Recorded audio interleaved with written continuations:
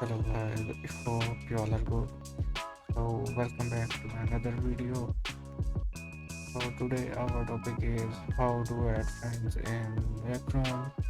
So first of all, click on the top left corner the first icon. Then you can see here the people section. Click on that.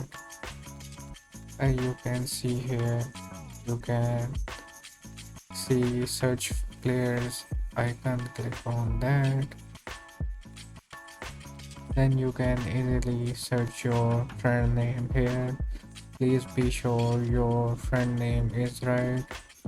So search your friend name.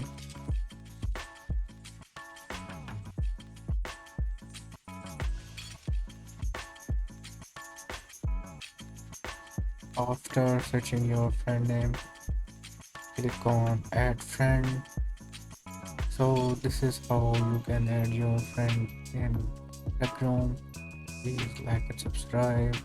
So bye.